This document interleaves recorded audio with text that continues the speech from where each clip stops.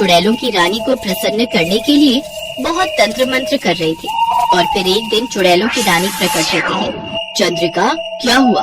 तुमने मुझे क्यों याद किया? रानी माँ, मेरी उम्र बढ़ रही है, मुझे अपनी उम्र को कम करना है। रानी माँ, कुछ कीजिए। इसका बस एक ही उपाय है, तुम्हें जादुई लहंगा पहनकर 7 बार विवाह करना होगा। जैसे ही तुम पहला विवाह करके अपने पति को मार दोगी, उसकी सारी उम्र तुम्हें मिल जाएगी और 7 बार मारकर तुम हमेशा के लिए अमर हो जाओगी। फिर तुम्हें कोई नहीं मार पाएगा। आप सच कह रही है रानी माँ? फिर तो ये लहंगा मुझे दे दीजिए, मैं अपने शिकार की तलाश में निकल जाती हूँ। इस लहंगे को बहुत संभाल कर रखना चंद्रिका, क्योंकि तुम जानती हो ये लहंगा हमने कैसे पाया था। जैसे ही तुम्हारा कार्य पूरा हो जाए, हमें ये लहंगा वापस कर देना। मैं जानती हूँ रानी माँ, मैं इस लहंगे को बहुत संभाल कर रखूंगी और जैसे ही मेरा कार्य पूरा होगा, मैं इसे आपको लौटा दूंगी। मैं अपने शिकार के लिए जाती हूँ रानी माँ, आज्ञा दीजिए। चुड़ैलों की रानी से चंद्रिका लहंगा ले लेती है। उस लहंगे में ऐसा जादू था कि जिसे पहनते ही चंद्रिका चुड़ैल से एक सुंदर लड़की के रूप में आ जाती थी, जिसे देखकर कोई भी लड़का शादी के लिए मना ही नहीं कर सकता था। और ऐसा ही हुआ, चंद्रिका ने अपने शिकार फंसाने शुरू कर दिए। चंद्रिका जादुई लहंगे को पहनकर एक सड़क पर रोती हुई जाती है ताकि कोई लड़का उसकी आवाज को सुनकर रुक सके। और ऐसा ही हुआ।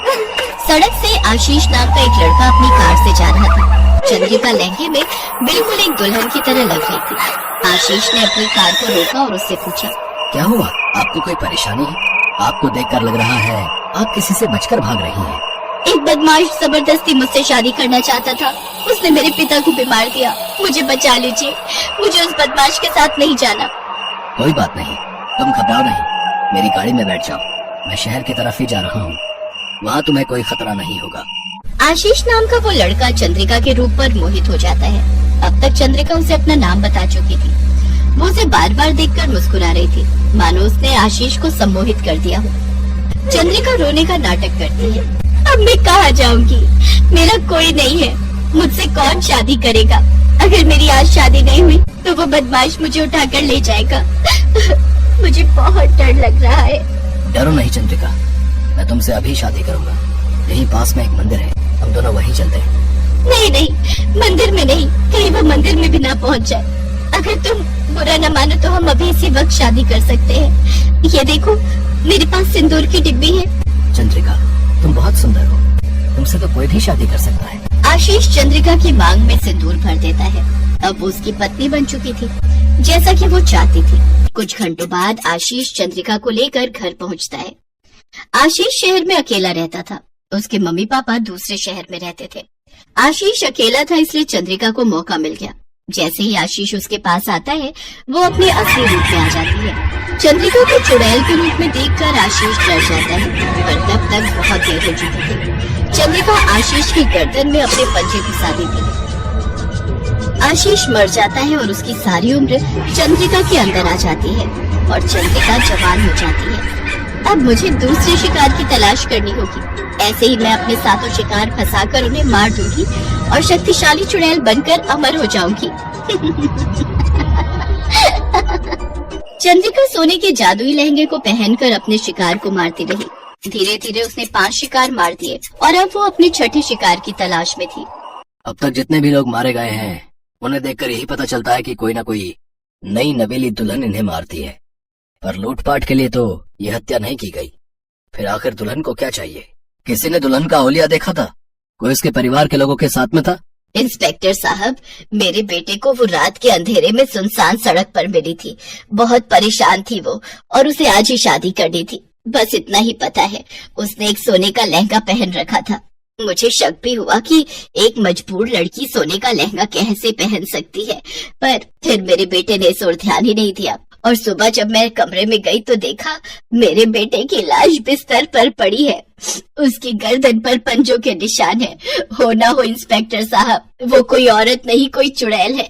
सर, मुझे तो लगता है कि ये उसी दुल्हन का काम है जिसने पहले भी काफी जगह दूल्हों को शादी के बाद मारा है। तभी इंस्पेक्टर अर्जुन के मोबाइल पर एक फोन आता है।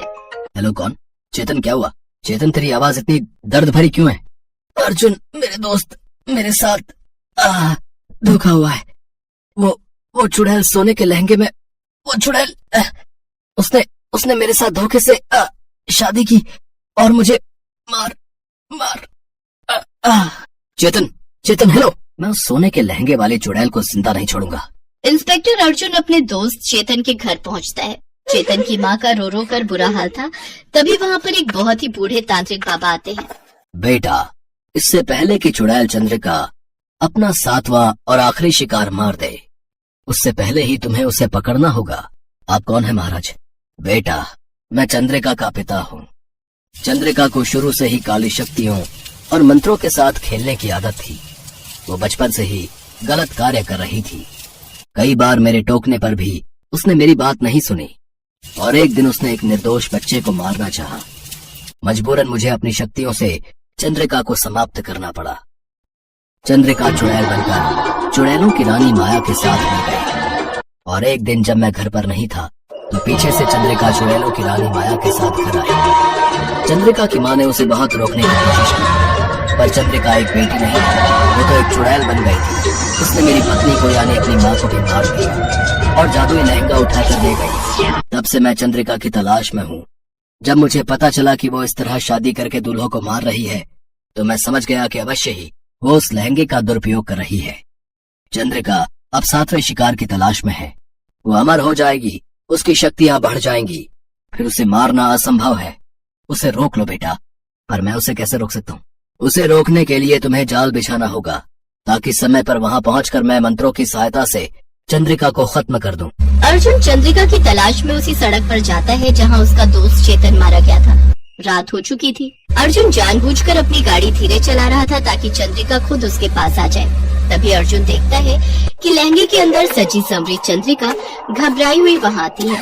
अर्जुन का तीर निशाने पर लग चुका था। अरे कौन हो तुम और इतनी रात को यहाँ क्या कर रही हो? तुम तो कोई दुल्हन दिखाई देती हो।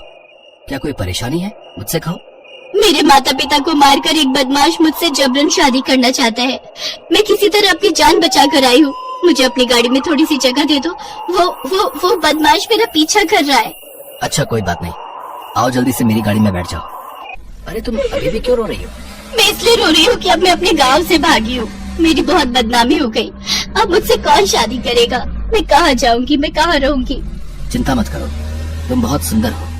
तुम्हें तो बहुत लड़के मिल जाएंगे जो तुमसे शादी करना चाहेंगे। अगर तुम बुरा ना मानो तो मैं तुमसे शादी अभी और इसी वक्त कर सकता हूँ। सच? क्या तुम मुझसे शादी करोगे? ये देखो मेरे पास सिंदूर की डिब्बी है। हमें किसी मंदिर में जाने की जरूरत नहीं है। तुम अभी के अभी मुझसे शादी कर सकते हो। मैं तभी तुम्हारे साथ तुम्हारे घर चलूंगी। बस इतनी सी बात। ये लो, हो गई हमारी शादी। अर्जुन चंद्रिका को लेकर घर आ जाता है। चंद्रिका जाओ, तुम कपड़े चेंज कर लो। इतना भारी लहंगा पहना हुआ है, इसमें तुम थक गई होगी। मैं तुम्हें माँ की साड़ी दे देता हूँ, तुम वो पहन लो। नहीं नहीं, मैं ये लहंगा नहीं उतार सकती। मैं इसमें तुम्हें सुंदर नहीं लग रही। देखो देखो तो, ये तो सोने का लहंगा है। कितना सुंदर है। मैं इस लहंगे को सुबह ही उतारूंगी। मुझे बहुत नींद आ रही है। चलो ना अंदर कमरे में चलते हैं। अरे इतनी जल्दी भी क्या है? अभी सबको आने तो दो, तभी तो अंदर जाएंगे। मैं कुछ समझी नहीं। सब मतलब? तभी चंद्रिका के पिता और बाकी सब लोग वहाँ आ जाते हैं। अर्जुन की माँ भी वहीं मौजूद थी। चंद्रिका, तेरा अंत करने के लिए ही ये सब जाल बिछाया गया था। तो इस धरती के लायक नहीं है। जा, मैं तुझे मुक्ति देता हूँ। अपने लोग चली जा। पिताजी नहीं। चंद्रिका के पिता की आंखों में आंसू थे।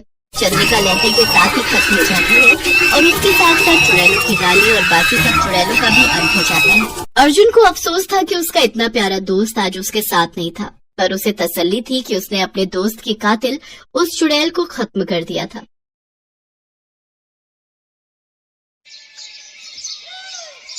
मीरा देखने में बहुत खास नहीं थी।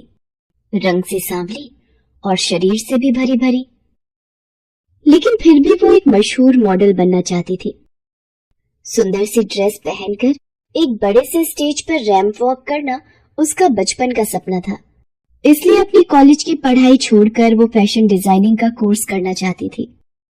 मीरा देख, मेरे मानने या ना मानने से कुछ नहीं होने वाला। तू क्या करेगी ये तो तेरे पापा ही तय करेंगे ना। हाँ मम्मी, तभी तो मैं आपको समझा रही हूँ ताकि आप पापा को समझा सको। मम्मी, फैशन डिजाइनिंग में बहुत स्कोप है और आपको तो पता ही है ना कि मैं एक मॉडल बनना चाहती हूँ। तो अगर फैशन डिजाइनिंग का कोर्स कर लूंगी तो मैं आसानी से एक अच्छी मॉडल बन सकती हूँ। नहीं मीरा, तुम चाहे जो कर लो, एक मॉडल ना तो तुम बन सकती हो और ना ही हम तुम्हें बनने देंगे। तुम पढ़ने में इतनी अच्छी हो तो क्यों इस बेकार के प्रोफेशन में अपना समय और भविष्य